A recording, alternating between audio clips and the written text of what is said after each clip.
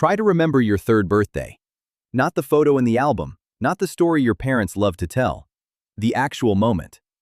The cake in front of you, the room, what it felt like to be there. For almost everyone, there's nothing. Just a blank where the first years of your life should be. Here's the strange part. Those missing years weren't boring. They were the busiest your brain will ever be. You learned to walk, to talk, to recognize faces, to fear the dark. You built an entire personality. And then, you deleted almost all of it. Psychologists have a name for this blank: childhood amnesia. For most people, the earliest real memory lands somewhere around age 3.5. Anything before that is gone. And a lot of what you think you remember from age 4 or 5 isn't even real. It's a scene your brain rebuilt from a photograph or a family story, then quietly filed away as if you'd lived it. For a long time, the explanation seemed obvious. A baby's brain is unfinished.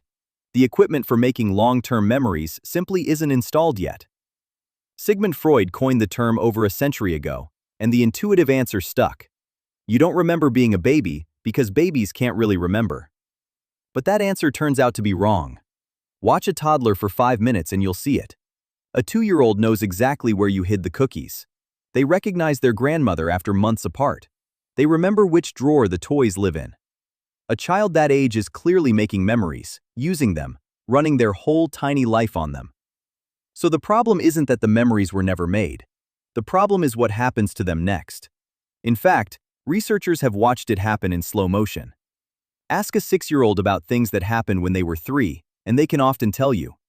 Ask that same child a few years later, and those memories are simply gone, quietly dropped somewhere between childhood and the teenage years.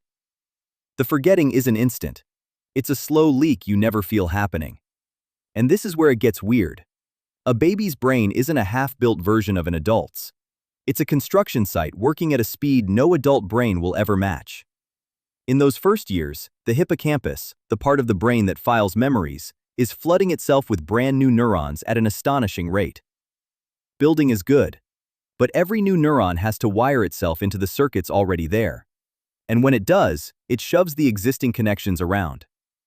Think of your earliest memory as a message scratched into a fresh cement sidewalk. Now imagine crews keep pouring new sections of sidewalk right over the top, again and again, for 3 straight years. The message was real, it just got paved over. Neuroscientists actually caught this happening. In one experiment, they taught adult mice something, then let some of them run on a wheel. Running is one of the few things that cranks up the birth of new neurons.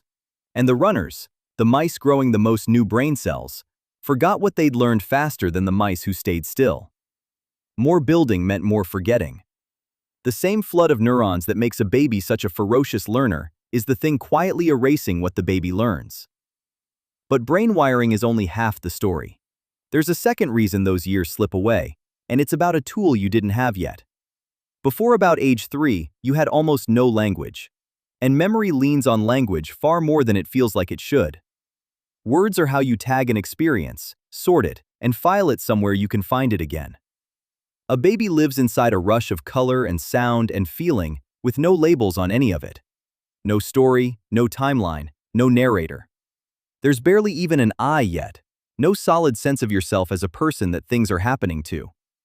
Try filing a document in a system with no folders and no names. That's roughly the situation. You can see this in the way memory shifts across cultures. Maori adults in New Zealand tend to report some of the earliest childhood memories in the world, often from before age 3. One likely reason? Their culture places huge value on storytelling about the past, and children get pulled into detailed back-and-forth conversations about what happened to them.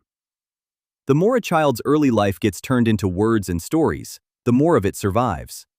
Memory, it turns out, is partly a language you have to be taught.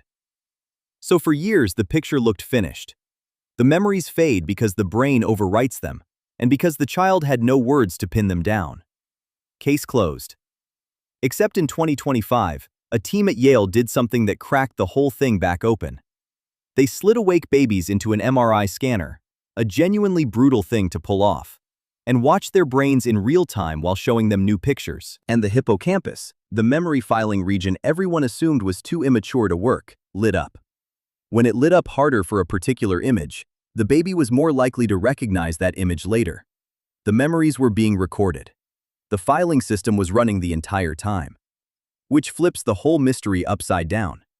If those memories really were being encoded, then childhood amnesia might not be a storage problem at all. It might be a retrieval problem. The files were saved. What you lost was the ability to find them.